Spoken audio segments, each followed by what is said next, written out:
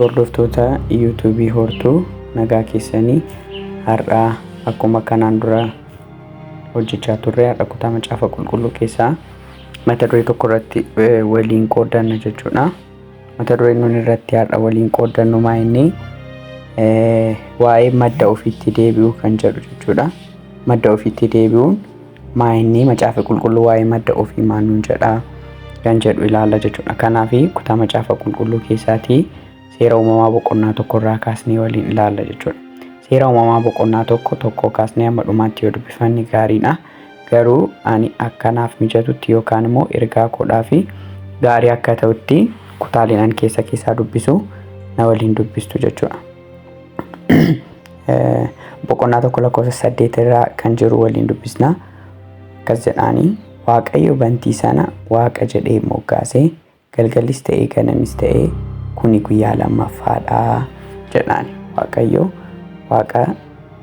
Waaqayyo bantii sana Waaqa jedhee moggaasee galgalis ta'ee ganamis ta'ee kuni guyyaa lammaffaadha jedhaan. Achi lakkoofsa 11 irraa kaasnee waliin immoo seeraan dubbisna jechuudha. Amma immoo Waaqayyo lafti biqilaa haa baasu.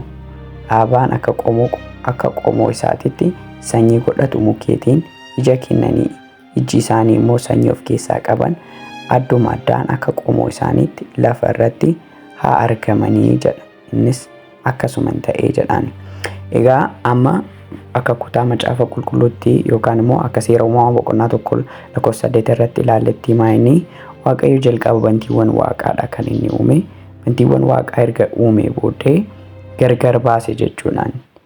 Gargar baasee bantii waaqaa samii olitti jiruu fi isaa gaditti jiru erga gargar baasee booddee kutaa kana keessatti maalidha kan inni kaasu wantoota bantii waaqaa irratti ta'uu qabani kaa'a jechuudha. Inni jalqaba lakkoofsa 11 irra inni jiru maa'inni amma immoo Waaqayyo lafti biqilaa haa baasu jedhee jedhaan. Lafti biqilaa haa baasu jedhee. Dhaabaan akka qomoo isaatiitti sanyii godhatus mukeetiin ija kennanii ija isaanii immoo sanyii of keessaa qaban adduma addaan akka qomoo isaaniitti lafa irratti haa argaman jedhee innis akkasuman ta'ee jedhaan. Kutaan kun maal nutti argisiisa? Waaqayyo lafti biqilaa akka inni kennuu fi lafatti dubbatee jechuudha. Kana jechuun maa'inni yaa lafaa biqilaa baasii, biqilaan sirraatii haa ba'uu yaada jedhu qabaa jechuudha. Kanaafiyyuu lafti yeroo uumame irraa kaaseetii biqilaa biqilchuudha kan inni jalqabe. Sababiin isaayyuu Waaqayyo al takkicha maalitti dubbateera jaatee fi lafatti dubbateera jaateef lafti biqilaasaa akka inni baasuu fi biqilaasa keessa jiru akka inni argisiisuu fi akka inni biqilchuuf akka inni guddisuuf ija hanga inni godhatutti mukeetiin ija kennanii garaagaraa akka isaan isarratti guddatanii fi Waaqayyo dursee lafatti dubbate. Sababiin isaa biqilaan lafa malee jiraachuu hin danda'u jaateef yookaan immoo maddi biqilaadhaatii jireenya isaaf kan ta'u lafa keessaa ija argamuu fi Waaqayyo biqilaa biqilin jenne jechuudha. Waaqayyo kan inni kallattiidhaan itti dubbate maalitti lafatti jechuudha. Lafti biqilaa haa kennu jedheen.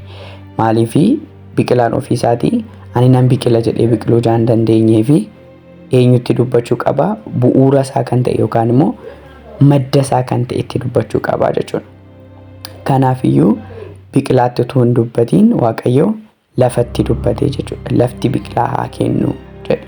Sababiin isaa biqilaan lafa malee jiraachuu hin danda'u. Biqilaa tokko lafarraa yoo buqqisne jireenya hin qabu jechuudha. Kanaafiyyuu Waaqayyo gaafa dubbatu madda isaattidha kan inni dubbatu jechuudha. Lakkoofsa 14 irraa gaafa laallu lakkoofsa 14 irraa immoo maal jedha? Akkasumas Waaqayyo guyyaa fi halkan gargar baasuuf bantii waaqaatti ibsoonni haa jiraatan. Isaan milikkitoota buusan waggoonnis ittiin beekaman haa ta'anii jedheen. Waa lama kaasee jechuudha. Ammas kan inni itti dubbate guyyaa fi halkan haa ta'ani jedhee osoo hin taane guyyaa fi halkan bantii waaqaatti haa uumaman yookaan immoo bantii waaqaatti dubbate jechuudha. Akka isaanii guyyootaa fi halkan gargar baasuudhaa fi urjoon ibsoonni garaagaraa bantii waaqaa keessa akka isaan jiraatanii fi kan inni dubbate bantii waaqaattidha jechuudha. Sababiin isaayyuu urjoonni bantii waaqaa utuu hin jiraanne jiraachuu hin danda'an jechuudha. Sababiin isaa maddi argama urjootaa bantii waaqaa jaa ta'ee fi urjoonni yoo bantii waaqaa irraatii gargar ba'ani akkuma biqilaan lafarraa gaafa buqqa'u gogu, akkuma biqilaan gaafa lafarraatii gargar ba'u jireenya hin qaban, akkuma kanammoo urjoonni gaafa samiirraatii gargar ba'ani dacheetti yoo gad deebi'anii ifa kennuu hin danda'anii jechuudha.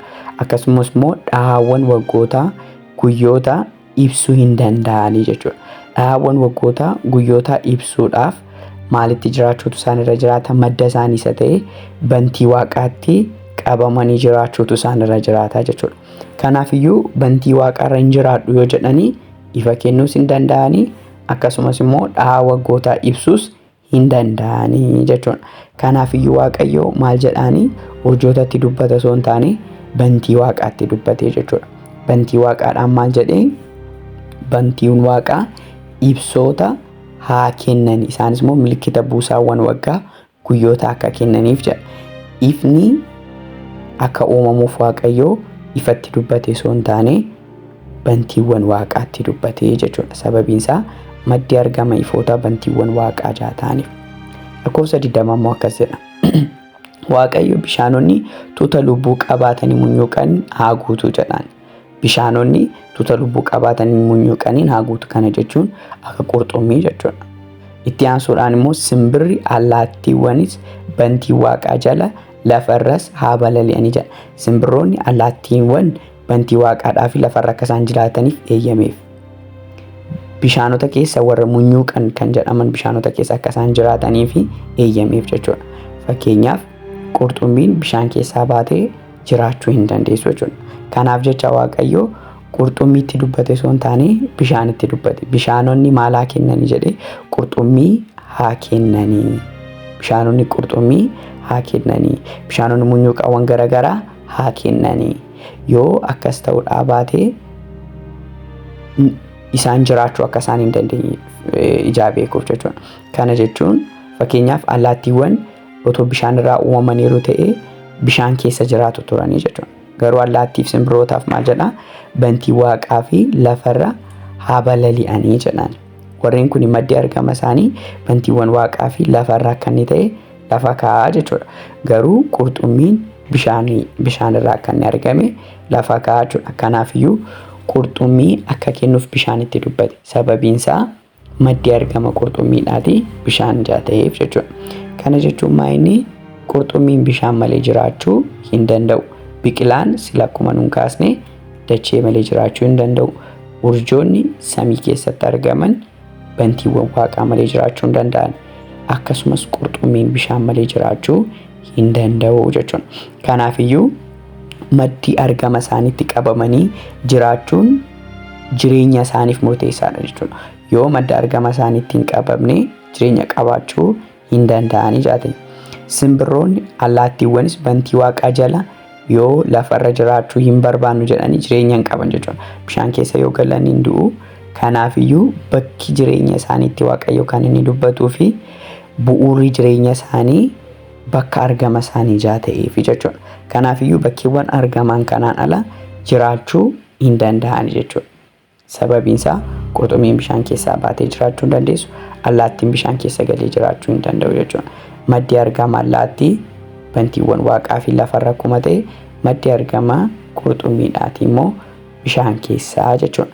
Kanaafiyyuu bakka argama ofiidha kan jiraachuu qabnu jechuudha. 24 immoo akkas jedha. Ammas Waaqayyo lafti waan lubbuu qabaatee jiraatu akka qomoo isaatiitti horii qe'ee wanta munyuuqa bineensa lafaas akka qomoo isaatiitti haa baasuu jedha. Ammas maalitti dubbate jechuudha? Lafatti dubbate. Lafatti waan lama dubbate jechuudha. Tokko lafti biqilaa akka inni baasu. Lammaffaan immoo horiiwwan qe'ee amma argaman lafatti argaman jechuudha. Maddi isaanii lafaa jechuudha. Yoo lafarra hin jiraanne, yoo lafarraa marga hin dheenne, yoo lafarra jireenya isaanii hin godhannu jedhanii bakki isaan jiraachuu danda'anii wanti biraan hin jiru jechuudha. Kanaafiyyuu gara bakka argama isaaniitti deebi'anii jechuudha. Gara bakka argama ofiitti deebi'ummaa inni bu'uura ofiidha jaa ta'eef jechuudha. Kanaafi Waaqayyo wanti inni godhe hundumaayyuu bu'uura warra ta'anittidha kan inni dubbachaa jiru. Sababiin isaa madda argama ofiitti yoo deebi'uudhaa baatan yookaan immoo madda argama ofii yoo qabaachuudhaa baatan jireenya qabaachuun hin danda'amu jechuudha. Akkasumas immoo lakkoofsa 26 gaafa dubbisnu akkas jedha. Kana booddee Waaqayyo kottaa akka bifa keenyaatti akka fakkaattii keenyaattis nama hin uumnaa. Isaan qurxummii galaana irratti, simbiraa fi allaattiiwwan qilleensa keessa balali'an irratti, horii qe'ee irratti, bineensa lafa hundumaa irrattis, munyuuqa lafarra munyuuqu hundumaa irrattis mootummaa haa qabaatanii jedha. Amma gaa wanti adda godhu kan namaadha jechuudha. Waaqayyo nami akka inni argamuudhaa fi maalitti dubbate jechuudha? Ofii isaattidha kan inni dubbate jechuudha. Ofii isaatti gaafa dubbatu maal jedheeni? Kottaa akka bifa keenyaatti akka fakkaattii keenyaatti nama hin uumnaa jedhe jechuudha. Akka bifa fakkaattii keenyaatti nama hin uumna kan inni jedhe ofiin. Sababiin isaa maddi argama namaa biyyoo osoo hin taane maddi argama namaa Waaqayyodha jechuudha. Maddi argama bineensota biyyoodha. Maddi argama horii qe'ee biyyoo yookaan dacheedha. Maddi argama biqilaa dacheedha. Maddi argama qurxummii bishaanidha. Maddi argama allaattiiwwanii bantiiwwan waaqaadhaa fi akkasumas immoo maddiiwwan argama munyuuqaawwan garaagaraa bishaan akka inni ta'e hin dubbataa jechuudha. Kuni maal nutti argisiisa? Namis ta'e addunyaa kanarra kan jiru madda isaatti yoo qabaachuudhaa baate jireenya qabaachuu hin danda'u jechuudha.